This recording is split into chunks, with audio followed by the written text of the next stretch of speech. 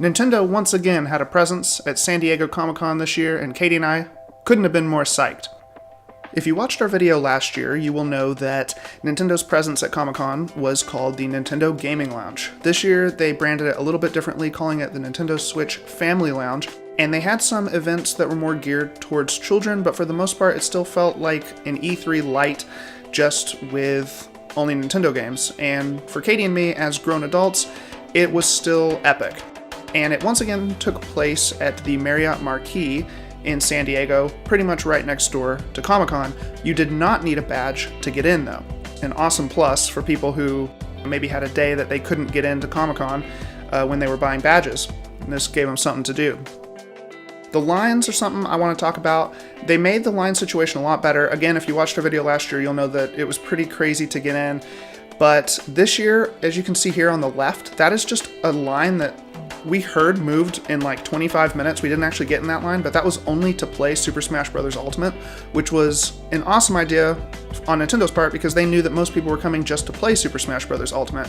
And then on the right, they had the longer line if you wanted to just get in this area, which was every game other than Super Smash Bros. And that line was about an hour and 45 minutes. Obviously, the only downside is you couldn't play Super Smash Bros., but you were able to play all these other games that they had, which included Mario Tennis Aces, FIFA 19, Super Mario Odyssey, Mario Kart 8 Deluxe, Donkey Kong Country Tropical Freeze, Captain Toad Treasure Tracker, Overcooked 2. They also had this area with Nintendo Labo, where you could get your hands on some of that stuff. And that just was pretty fun. Katie and I still haven't gotten our hands on any Nintendo Labo stuff, but it does just kind of look cute. They also had a Just Dance 2019 stage where you can go and play that game. A lot of people were actually taking part in that, so that was pretty fun.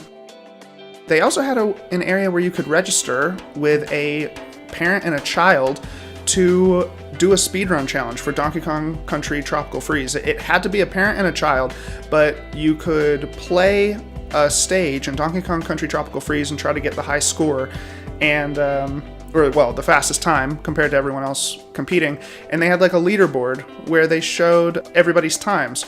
And so here you can see there's like, I guess, a dad and his son playing Donkey Kong Country Tropical Freeze on the stage. They had an announcer there talking about it. And so that was one of the events, like I was talking about. There were more things geared for kids. Obviously, you had to be a family to be able to take part in that. Even though Katie and I couldn't do it, I will say, like, if we had a kid, I would have loved to have gotten up on the stage and played Donkey Kong Country Tropical Freeze to try to get our names on the high score for the speedrun challenge. So then they also had Pokemon Let's Go Pikachu and Let's Go Eevee. They didn't actually have the game to demo, but they had this cool backdrop to be able to take your picture with, and they had the Eevee and the Pikachu statues. They also had a Pokeball Plus demo. It wasn't for the game, but you could demo the Pokeball Plus, and you can get a squishy Pokeball just like at E3, and a pin for the game. And then they had this Captain Toad Treasure Tracker photo booth, which was a cute little thing. Katie and I were psyched to see that Nintendo brought back the punch cards for this year's Gaming Lounge. So Nintendo would give you a stamp for each time you demoed one of these 6 games, and once you got to 3 stamps, you could redeem your card for a prize, and some of the prizes included a Mario hat and a Nintendo Switch drawstring bag. Also, whenever you would demo a game, you would get a pin from the game, and it's just awesome. Just giveaways, free stuff. It's free to get in, and then you just get all this free stuff.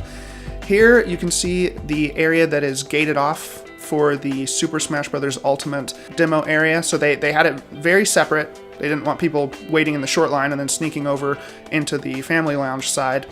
As you can see here, they just have a cool area where you could demo the game. In the background there, you can see that awesome banner, which Katie and I talked about it for our E3 video, that just great banner of the roster of characters that are going to be in Super Smash Bros. Ultimate.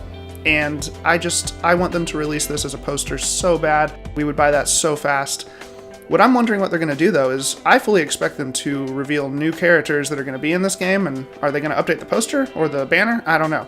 But anyway, that is the Nintendo Switch Family Lounge at Comic-Con 2018. It was at the Marriott Marquis. And again, you didn't need a badge to get in, so it was just a fun thing to go do if you didn't get into Comic-Con, or if you just wanted to go play some Nintendo games. And it was just great fun, a lot of stuff to do, free prizes to be had. I hope you enjoyed the video. I'm AJ, here with AJ and Katie Gaming. Drop a like if you enjoyed the video, and I'll see you all later.